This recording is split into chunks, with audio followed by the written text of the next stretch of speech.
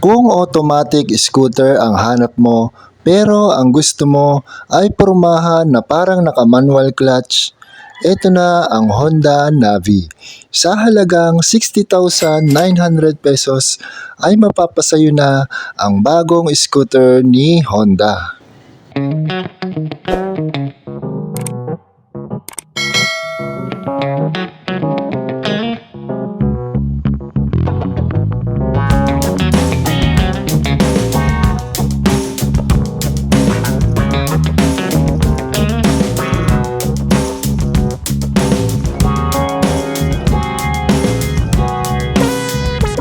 sa Honda Cinema Traders dahil nabigyan na naman tayo ng pagkakataon na makapag-vlog ng kanilang unit dito sa ating munting channel. Ang Honda Navi ay merong 4 color variants. Meron tayong white, red, black at syempre itong ating green. Ang motor na ito ay automatic scooter pero yung kanyang gas tank ay nakalagay sa ibabaw.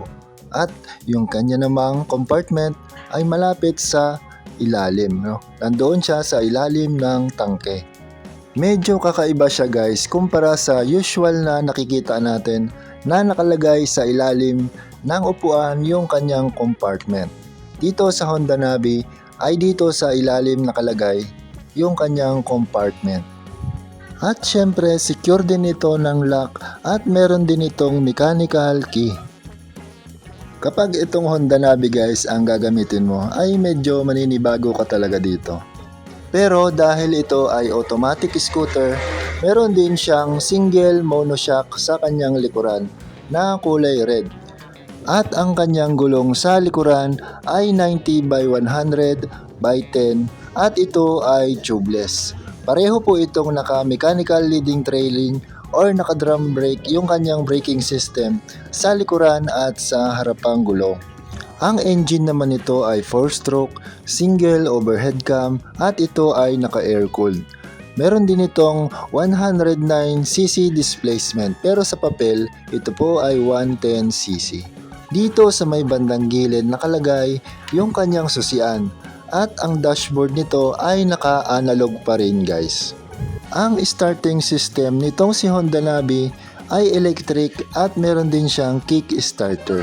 At ang kanyang engine oil capacity ay 0.8 liter lamang.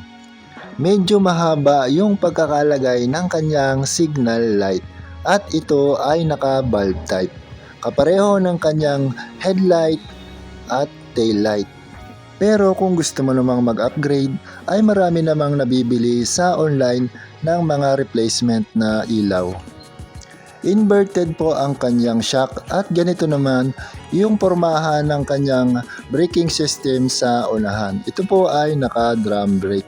Ang tire size niya sa unahan ay 90 by 90 by 12 at ito po ay tubeless na rin. Hindi pareho guys yung sukat ng kanyang gulong. Sa likuran ay size 10 at sa unahan naman ay size 12. Dito naman guys nakalagay yung kanyang gas tank sa itaas na bahagi. Kapareho niya yung mga naka-manual na motor. At ang fuel tank capacity niya ay 3.5 liters. Removable din guys yung kanyang upuan at dito sa ilalim nakalagay naman yung kanyang battery at ilang mga electrical components nitong si Honda Navi. Medyo magaan din guys ang motor na ito dahil tumitimbang lamang siya ng 104 kilograms at ang kanyang seat height ay 762 mm, ground clearance 148 mm. Mayroon din siyang maximum power na 5.89 kW at 7,500 RPM, maximum torque na 8.91 Nm at 5,000 RPM. Ano sa palagay nyo guys? Kung ikaw ay bibili ng motor, pipiliin mo ba itong si Honda Navi? Let me know in the comment section. Ang unit na ito ay mayroong cash promo na 60,900 pesos. At kung ito naman ay kukunin mo ng installment, magda-down ka lamang ng 7,500 pesos. Kung kukunin mo siya ng 6 months ay 11,130 pesos. Kung 12 months naman ay 6,295 pesos. Sa 24 months ay 3,878 pesos at kung 3 years naman o 36 months ay 3,072 pesos. At syempre meron tayong freebies na helmet, 100 pesos na gasoline at insurance na TPL. Free na din po yung ating 3 years registration. Narito naman yung mga requirements kung ikaw ay kukuha ng installment or cash basis.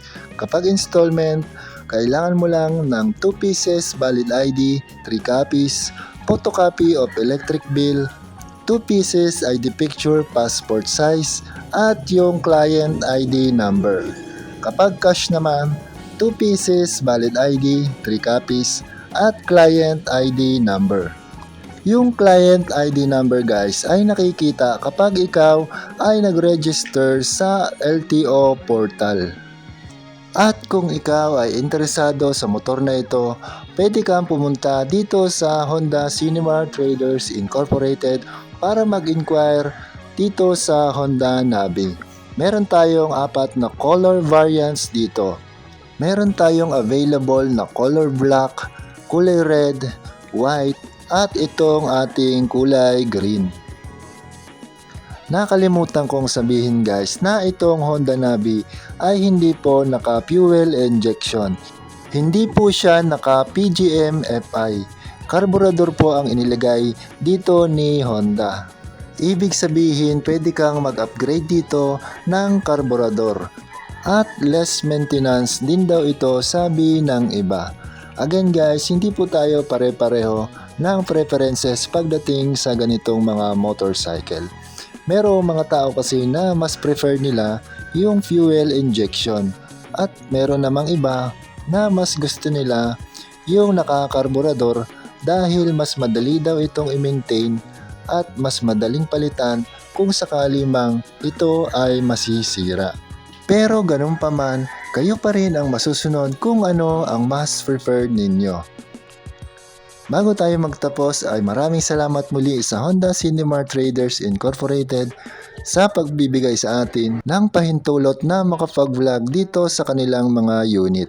At kung bago ka palang napadaan dito sa aking munting channel ay huwag mong kalimutang pindutin ang subscribe button at pindutin mo na rin yung notification bell para updated ka sa mga ganitong content na ina-upload ko dito sa aking munting channel. See you on my next videos.